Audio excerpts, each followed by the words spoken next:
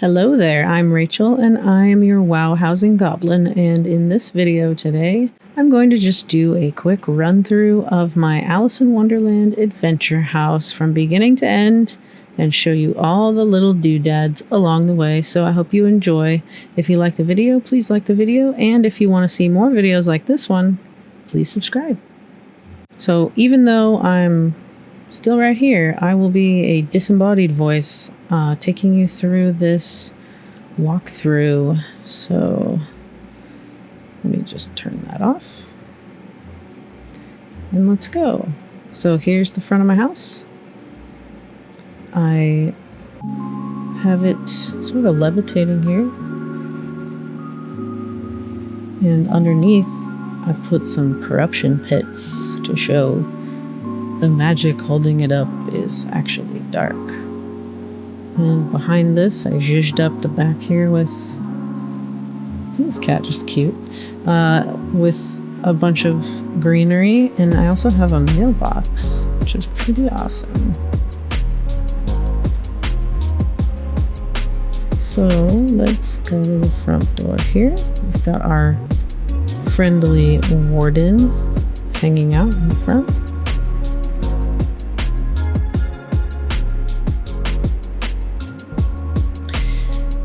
So I like to imagine this is maybe Alice's parents' house, and I redecorated the front door so that you wouldn't see the standard door that it comes with. The large part of the door is a table. It's got beams on either side and in the middle to make the separation between the two doors, which is actually made up of a table, one whole table, and then a bed. The back of a bed is making the top portion of the door. We've got our potted plant, which I've used the sticky niffin jar for. Stuffed some roses in a tree that was shrunken down to make this houseplant. We've got a coat or some kind of fabric thing hanging from the rack over on the side over here, and that is actually a drape. It's like a Razorwind Shores drape of some kind. Don't quote me on the name of the item. We've got some chairs by the fire here.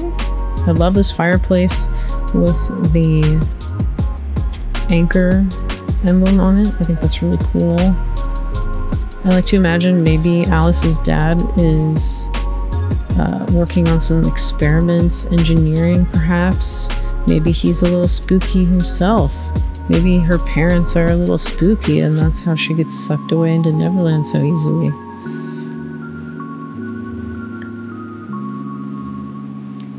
Little hidden bookshelf door. And back here we've got a looking glass just to remind us what we're headed for. Down this hallway we've got some random storage. We've got some more spookiness over here. Maybe her mom is, doing some kind of incantations. We've got some portraits over here. Down this spooky hallway into the garden. So this is the garden.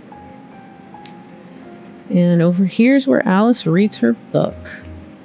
And she gets so bored reading her book that she falls asleep. And the next thing she knows, she sees a white rabbit and follows the white rabbit through the rabbit hole.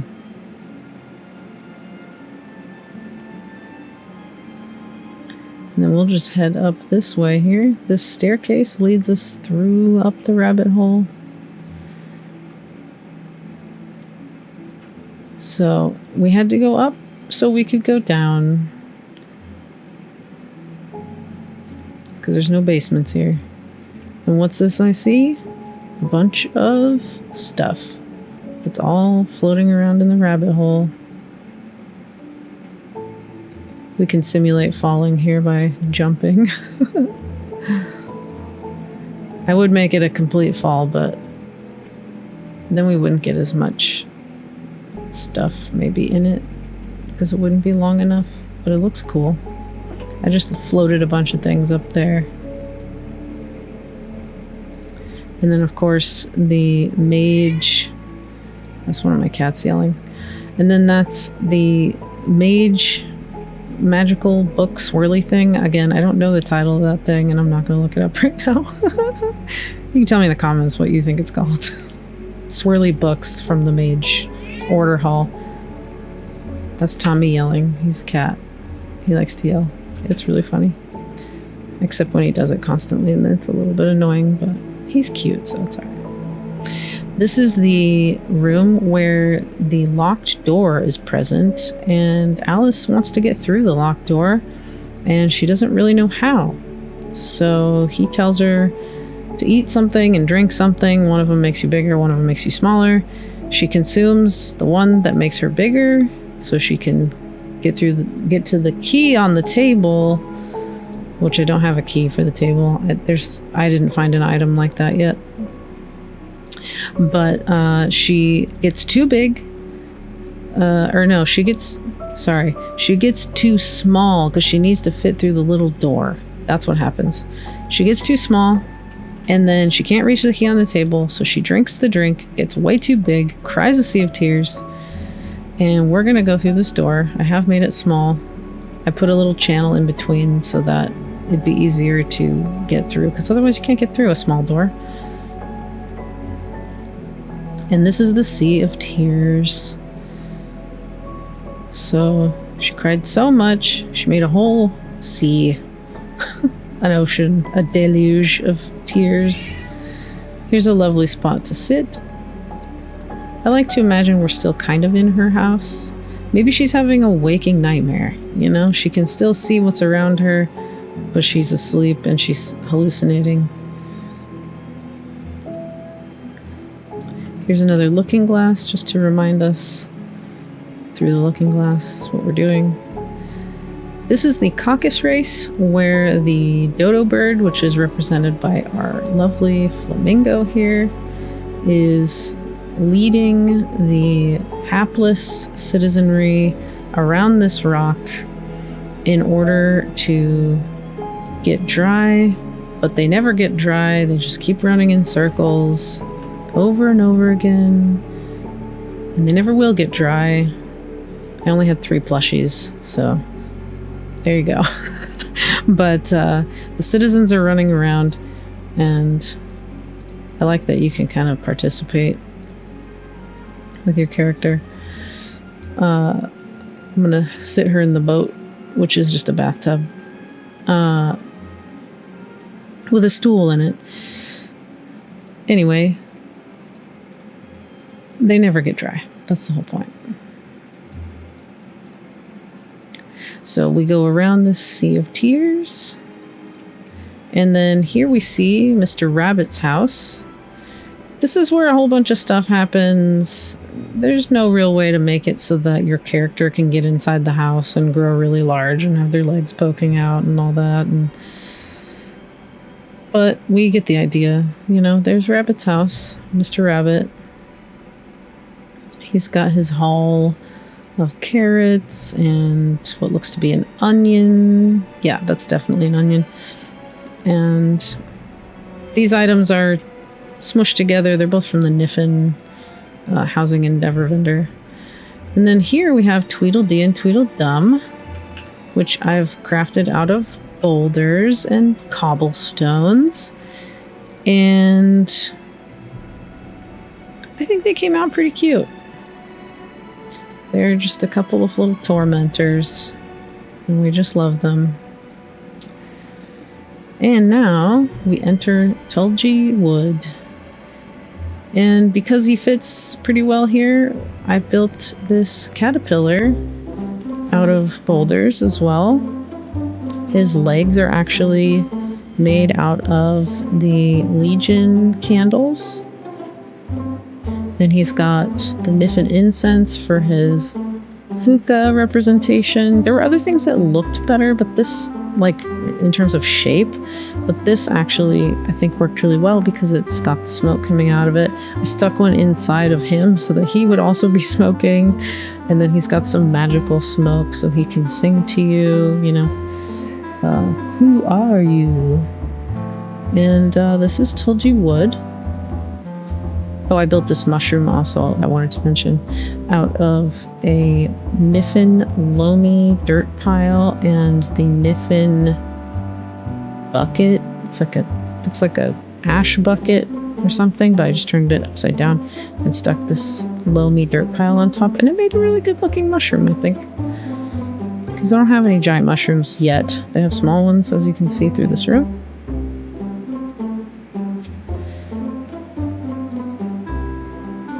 But here's another little slow-moving camera shot for you to enjoy.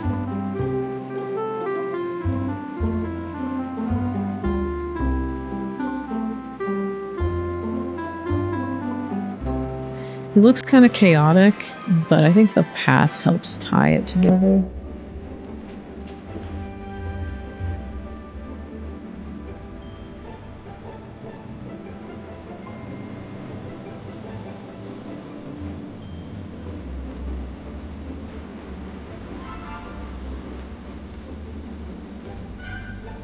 One last look at this craziness. The crescent moon here really represents the Cheshire Cat well. I didn't do a statue, but you will see the Cheshire Cat up here a little bit later. Very little bit later. Here we are in our Mad Tea Party room. I'll get a higher angle in a second.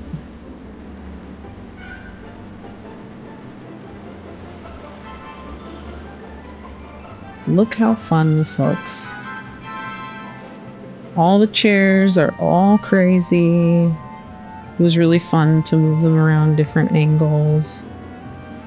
Make them all floating. And it doesn't matter if your chairs are floating, you can still sit in the chair, which is great.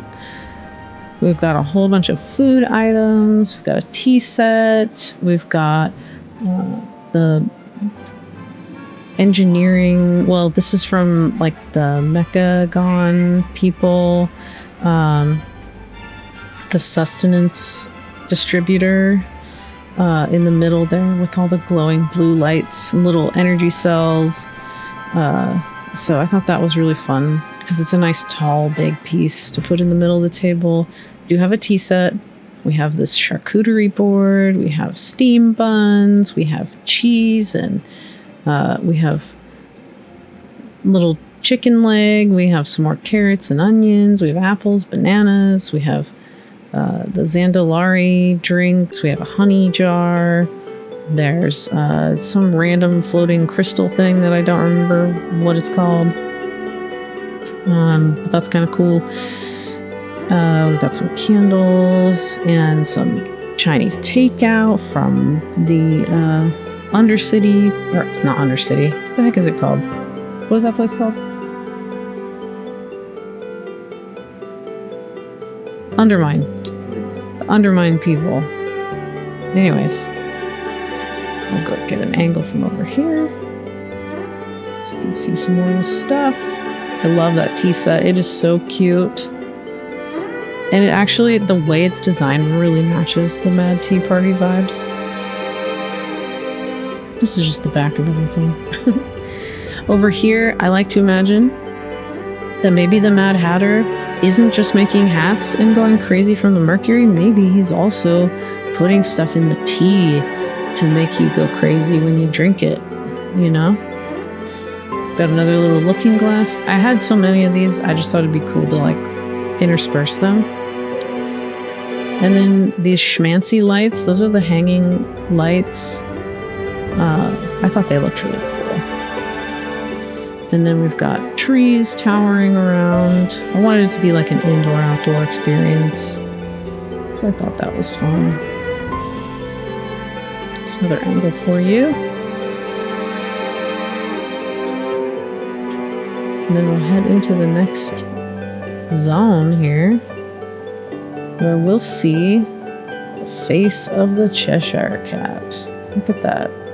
So that's just made of beams and platforms, cobblestones, those little light ball things. Trust me, I don't remember what most things are called unless I look them up.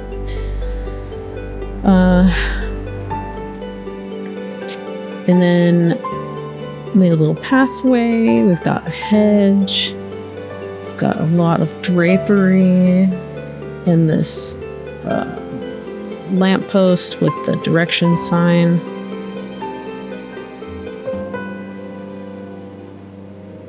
There's the cat again.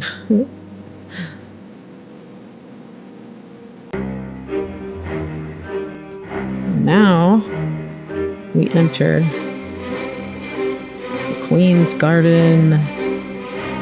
This was really fun to put together. This banner, the red and white roses, I thought was a perfect representation, and we've got it in 2 places up there. I'll show you another angle of it in a second. But it's the banner something thorns. I don't remember. Thorns is in the title. It's a tailoring object. My husband made me one, and I bought one. And apparently it's pretty intense to make, so it's expensive on the auction house. But if you're a tailor and you've, ground out all these professions like tailoring, you can make a lot of really cool items. So that's one of them. I have this table set up as kind of an execution table, but you can kind of see in the corner there, and I'll walk up to it closer when we leave this room. We've got this Gilnean problem solver, which is, it is a guillotine, but we'll go over to it in a second. I just want you to enjoy this image of this room just towering overhead. You've got the jury box up there. You've got the little area where maybe the jury reads their verdict, which it doesn't matter. We all know it doesn't matter what the verdict is because the Queen is the one who calls the shots here. And usually, no matter what the verdict is, the judgment is off with their heads. So this is the throne for the Queen. Added a little spice with the fire in the back. I like to imagine that she's looking at things with justice. I mean, it's her own scales of justice, so who knows how she weights them. She's got the Book of the Law here, I like to imagine. And then because when you make a chair larger, your character sinks into it so much, I do like to add a stool. I just clip that stool into it, I sink the stool into it, and so that you can sit normally-ish on this chair without disappearing into the chair. Because if you don't, I'll show you what happens. If you haven't seen this already, you just become one with the chair, which is kind of funny, but I prefer sitting on the chair, not inside of the chair. So I'm gonna just show you a little visual from this top angle so you can really see what this looks like from high up, which is just so cool. I love these tall rooms. This room is the empty stairwell room, which I have decorated with all the walls being the Silver Moon aesthetic. I added more pillars, as you can see here, in a few strategic places. The floor is actually the platforms, the white platforms, the Silver Moon style on the flagstone floor. So I've shrunken them all down. If you want to do this same thing, you have to make the small platforms in order to get it a full-size chessboard, like with the right amount of squares, black and white. Then you would want to do first the flagstone floor, And then if you get small platforms, which take up less of your budget and cost a little bit less, the small platforms were at 70% and the large ones were at 55%, I believe. You can see in some of my other videos that I show the percentages. I just can't remember right now, and I might break it down later if I do this type of floor again. I probably will. Anyways, I believe there were 55% for the large platforms, 70% for the small platforms, and then you just line them up. I start from the center because that's where the markings are actually correct, the big lines in the middle of the room. Otherwise, you're going to have just a nightmare putting it together. Now, let's go see the view from the jury box, shall we? This staircase is a bunch of beams, by the way, which all you do is stack the beams one on top of the other so that they make a movable stack as one. And you do that by just placing them directly on top of each other. And then once you have them roughly in the spot you want them to be, then you move them out from each other.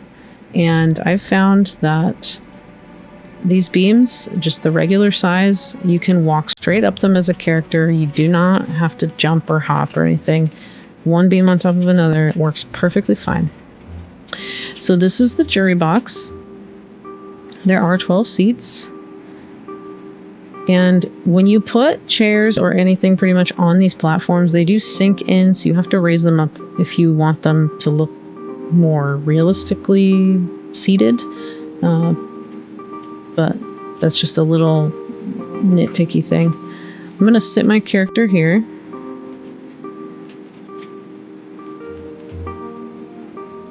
So you can see, you could get a whole jury of your peers in here if you wanted to. And then from the jury box, you can see the defendant, you can see the queen, you can see the guillotine, you can see, the guild name problem solver. You can see everything, really. You could jump down if you want, I suppose, if you're really not liking the verdict. And then back here, it's a little tough to get out of, but I did make it so that you can walk back into this little corner if you want to stack for deliberation, I suppose. So this is where you stack for deliberation, and then you come out, and then come over here, and you can read the verdict. So this is where you can read the verdict, which probably won't be heated. There's an angle from there. Up high, looks pretty cool.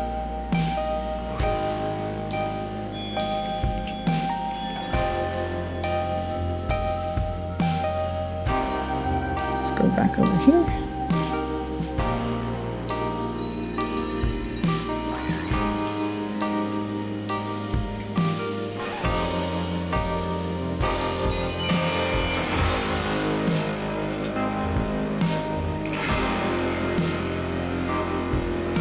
What's nice about doing the RP walk is that you don't come flying down the stairs. I mean, it doesn't hurt you or anything, but it's a little more dignified than running down the stairs and flying all over the place.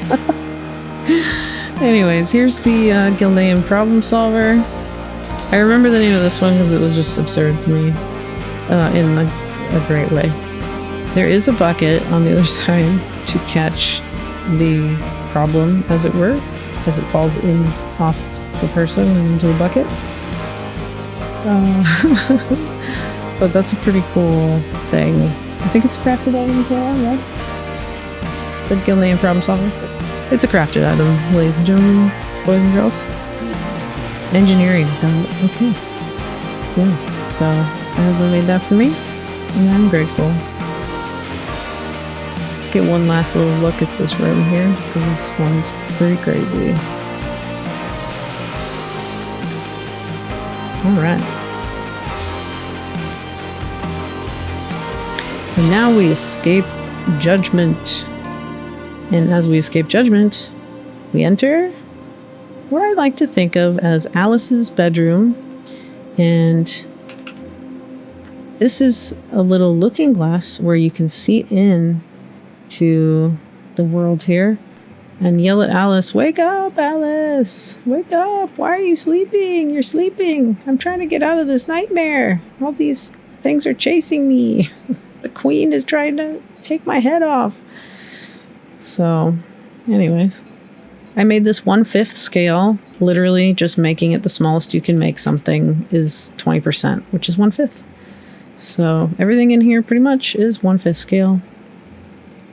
This table is the Kirin Tor table. It's Kirin Tor glass table. And then we've got just like some regular purchasable items from, like, you know, the common items you can buy from the vendors in the decor vendors. And then some other crafted items, some stuff I probably got as a drop. And yeah, so this is her bedroom. And we can see through this looking glass into the enchanted world of dreams.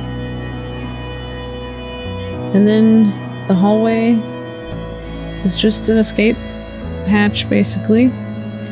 Click this door, and then you're back into the real world, so to speak. And I like to think, because it looks different than where you first came in, you know, is it the real world? Am I just forever changed? Where did this fountain come from? I don't remember benches. How much time has passed? You know? Who knows, right? What does a horseshoe do? Are there horse socks? Anyways. I will say, there are 2 exits, and one of them's back here. This one's the easier to find of the 2. You can see it. That goes right back out to the front of the house. The other exit is hidden all through here. And when you do that, you actually end up back in the first spot you came in. So with that, oh, my character's yawning. That's really cute. She's always so sleepy. With that, that concludes the tour of the Alice in Wonderland Adventure House, and I hope that you enjoyed it.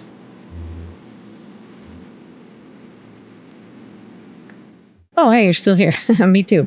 Thanks for watching, and if you like the video, and if you want to see more like this one, go ahead and subscribe. And if you want to watch me do this stuff live and in real time with real frustration and lots of cats yelling in the background, just thousands of cats yelling, go to my Twitch. It's unicorn_science, just how it's spelled.